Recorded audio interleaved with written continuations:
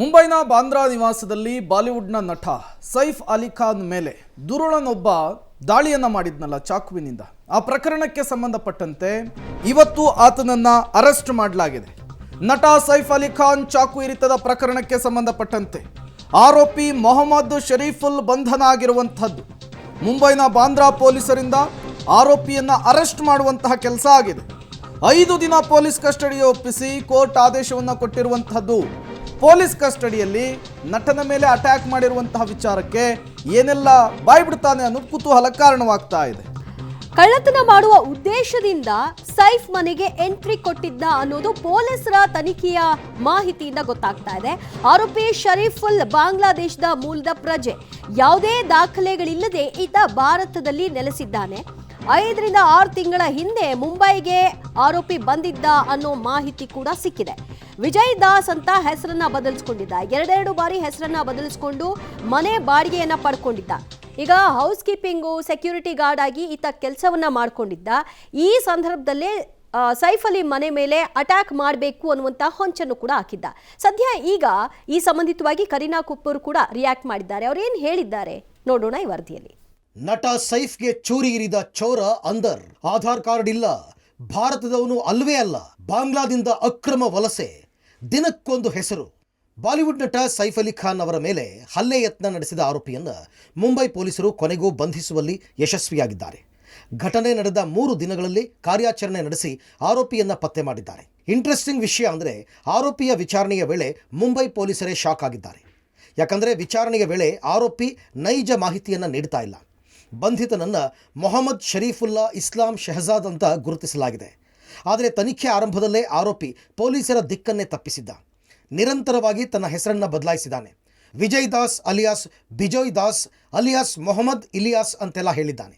ಕೊನೆಗೆ ತನ್ನ ಹೆಸರನ್ನ ಮೊಹಮ್ಮದ್ ಶರೀಫುಲ್ಲಾ ಅಂತ ಒಪ್ಪಿಕೊಂಡಿದ್ದಾನೆ. ಇನ್ನು ಬಂಧಿತ ಆರೋಪಿ ಕಳೆದ 6-7 ತಿಂಗಳ ಹಿಂದೆ ಬಾಂಗ್ಲಾದೇಶದಿಂದ ಭಾರತಕ್ಕೆ ಅಕ್ರಮವಾಗಿ ನುಸುಳಿರುವ ಆರೋಪಿ ಮುಂಬೈ ಸೇರಿದಂತೆ ಬೇರೆ ಬೇರೆ ಕಡೆ ಕೆಲಸ ಮಾಡಿದ್ದಾನೆ.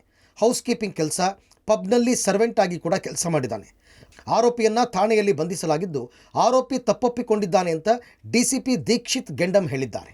2025 को रात में 2 बजे बांद्रा पुलिस स्टेशन की हद्दी में अभिनेता श्री सैफ अली खान इनके घर पर जबरी चोरी के उद्देश्य से उन पर हमला हुआ था.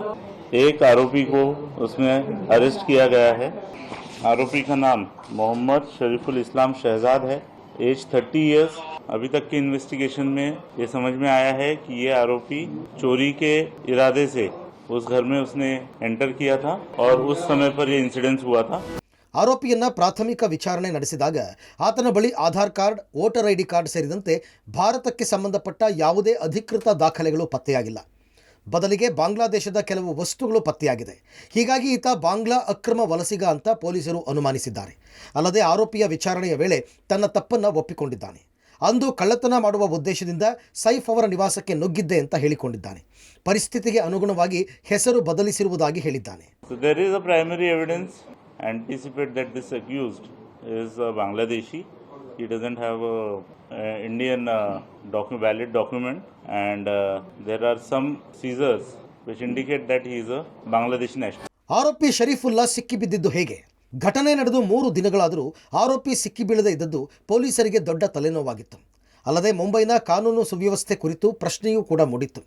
ಆದರೆ ಆರೋಪಿಯ ಫೋನ್ ಲೊಕೇಶನ್ ಟ್ರೇಸ್ ಮಾಡುವ ಮೂಲಕ ಮುಂಬೈನ ಬಾಂದ್ರಾ ಪೊಲೀಸರು ಆರೋಪಿಯನ್ನು ಬಂಧಿಸಿದ್ದಾರೆ. ಸೈಫ್ ಅಲಿ ಖಾನ್ ಮೇಲೆ ಅಟ್ಯಾಕ್ ಮಾಡ್ತಾ ಇದ್ದಂತೆ ಆರೋಪಿ ತನ್ನ ಮೊಬೈಲನ್ನು ಸ್ವಿಚ್ ಆಫ್ ಮಾಡಿಕೊಂಡಿದ್ದ. ಕೆಲವೊಮ್ಮೆ ಆನ್ ಮಾಡಿ ಸಂಬಂಧಿಕರೊಂದಿಗೆ ಮಾತನಾಡ್ತಾ ಇದ್ದ. ಅಲ್ಲದೆ ಅಂಗಡಿಗಳ ಮುಂದೆ ಸಿಸಿಟಿವಿ ಕ್ಯಾಮೆರಾ ಕಾಣ್ತಾ ಇದ್ದಂತೆ ಈ ಆರೋಪಿ ಮುಖ ಮುಚ್ಚಿಕೊಂಡು ತಿರುಗಾಡಿದ್ದಾನೆ. ಆತನ ಲೊಕೇಶನ್ ಆಧರಿಸಿ ಜಾಡು ಹಿಡಿದ ಪೊಲೀಸರಿಗೆ ಶರೀಫುಲ್ಲಾ ಸಿಕ್ಕಿಬಿದ್ದಿದ್ದಾನೆ. ಇನ್ನು ಪೊಲೀಸರ ಆರಂಭಿಕ ತನಿಖೆಯಲ್ಲಿ ಈತನ ಹಿಂದೆ ಯಾವುದೇ ಗುಂಪು ಇರೋದು ಗೊತ್ತಾಗಿಲ್ಲ. ಇದು ಏಕ ವ್ಯಕ್ತಿಯ ಪ್ರಯತ್ನ ಇರಬಹುದು ಅಂತ ಪೊಲೀಸರು ಹೇಳಿದ್ದಾರೆ. ಇಂದು ಆತನನ್ನು ಕೋರ್ಟ್ ಮುಂದೆ ಹಾಜರುಪಡಿಸಿ ಬಳಿಕ ಕಸ್ಟಡಿಗೆ ಪಡೆಯಲು ಪೊಲೀಸರು ಮುಂದಾಗಿದ್ದಾರೆ. 2 ಶಂಕಿತರನ್ನ ಬಂಧಿಸಿ ವಿಫಲವಾಗಿದ್ದ ಪೊಲೀಸರು ಅಂತಿಮವಾಗಿ ಅಸಲಿ ಚೋರನನ್ನು ಬಂಧಿಸಿದ್ದಾರೆ.